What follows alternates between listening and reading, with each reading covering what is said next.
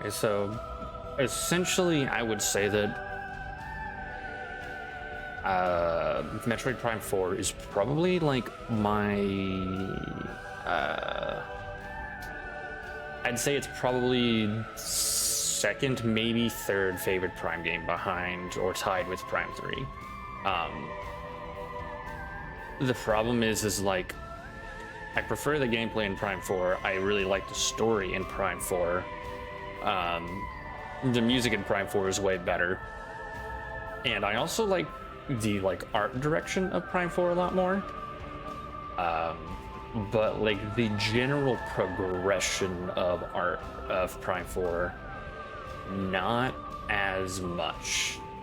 Like, I am not like.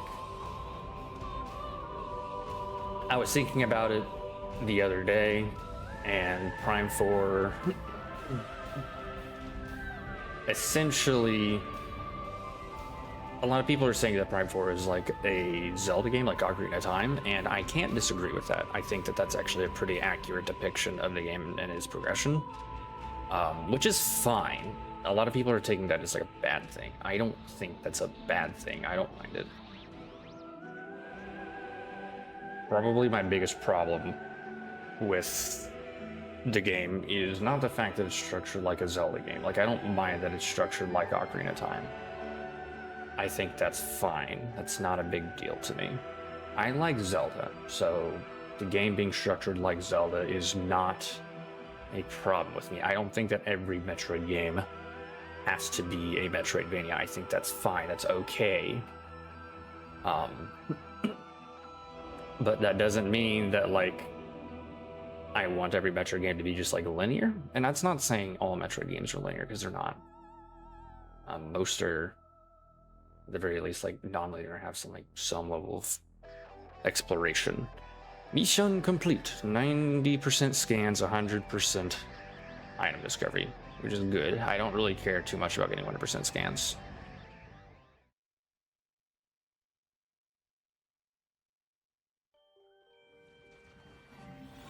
Oh. Oh my god. Can my internet just fucking function, please?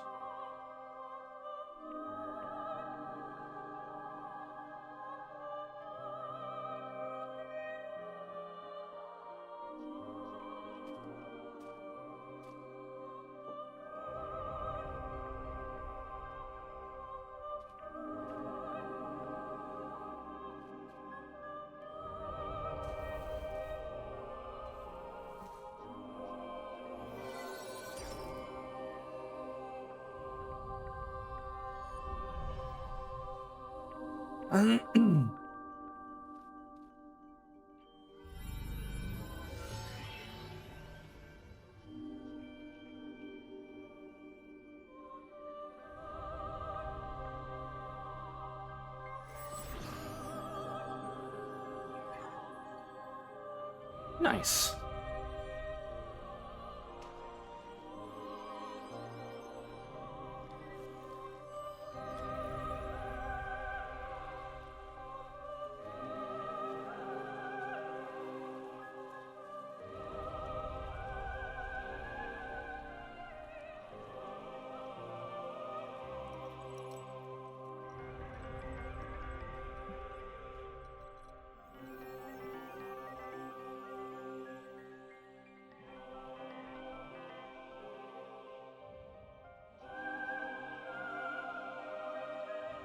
Get to no, we don't get to see your face. Is that only a 100% scan thing? Is that like actually only a 100% scan thing? Really?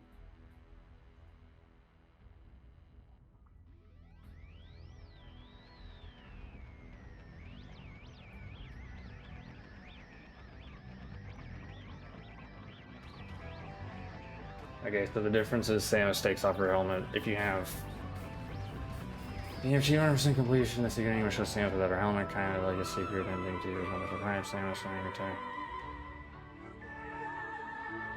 Walker in the game.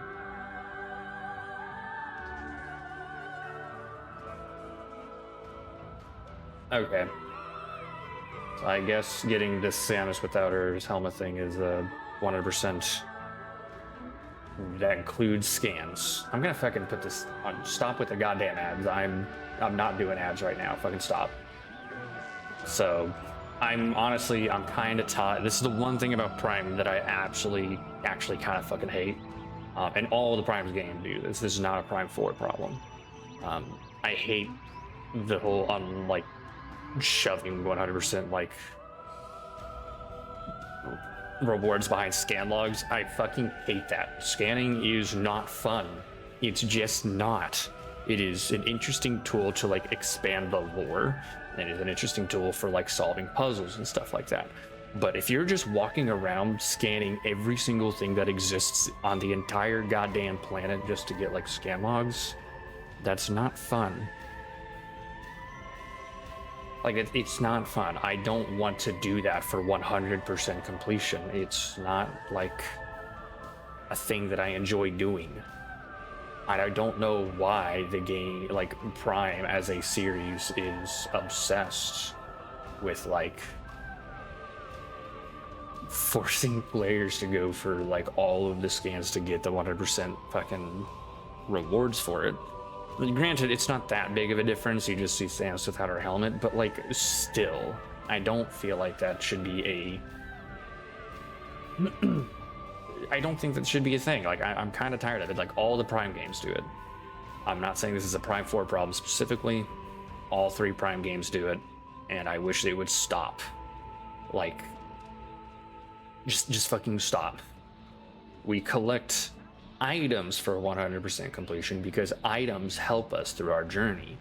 The energy tanks, the missile expansions, those ammo pickups, power bombs and shit like that. Like we grab those because we're incentivized to do so. By grabbing them, we become stronger and thus can like use more of our weapons more frequently, and we can thus enjoy our time with the game more frequently. So I don't mind, you know, rewards being locked behind that. But whenever you're just scanning shit, it's annoying. Like, it's not fun. It's just annoying. I'd like Retro, if you make Prime 5, which I hope you do, don't get me wrong. Like, I really do hope you make Prime 5. Stop doing that. Like, just fucking stop it. I thought we were past this. You slowly whittled down the whole fucking you know, scan requirements and shit like that from Prime 1. Like, you had to scan almost basically everything in Prime 1 to get 100% completion. Then they whittled it down to like only mandatory scans in Prime 2, and then they whittled it down even more in Prime 3, and now it's back. I don't know why it's back. Stop it. Just stop. Like, stop doing that. Also, as I was saying earlier, the whole progression thing, the whole game being made like an Ocarina of Time or Zelda, that's fine. I don't have a problem with that. I think that you can actually make a very interesting, you know, Metroid game by doing that. But if you're going to do that, you need to make your levels, you need to make your fucking. Also, I don't know what the hell's going on with this. I'm just gonna disconnect. Fucking V-Bridger's fucking not working right now. You need to not make your levels so goddamn linear. Or you need to fill your levels with puzzles. You need to do one or the other. You like, it's cool if you do both. I'm not gonna complain if you do both. I kind of like would like it if you did both.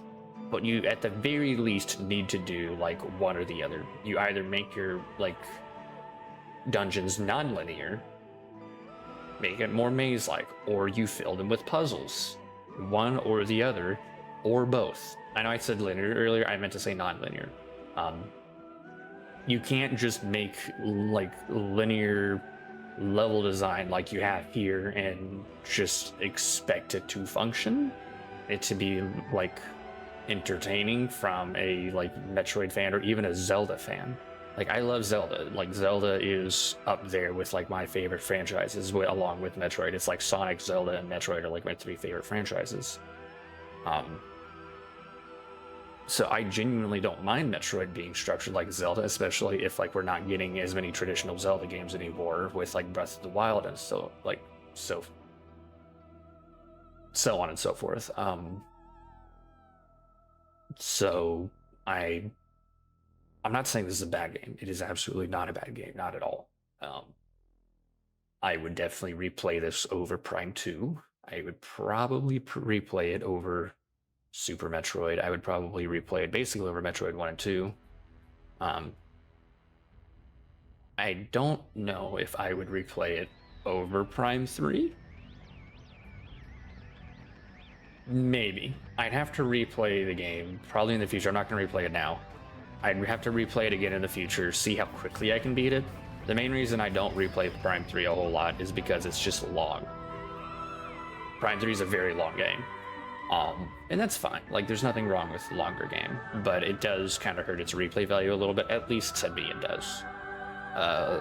So depending on how long this game is, we will have to see. Like on repeat playthroughs, and who knows, maybe I'll try and go for the 100% scan thing in the future. I don't really know. Maybe not. We'll have to see. But overall, I would definitely say this was definitely more of an 8 out of 10 game. Maybe even like 8.5. I could see an argument for 9. I would not give it any lower than an 8. I think 8, maybe 8.5 is like a very solid number for me, like personally. I do like the Federation soldiers. I do think they can be just a tiny itty bitty bit overbearing, a little bit. Just a little bit. It's not too bad. A lot of people will make it sound like they are the fucking worst thing ever of all time. And they are not. You can have NPC characters in a Metroid game. You can have dialogue in a Metroid game. It's not that big of a deal.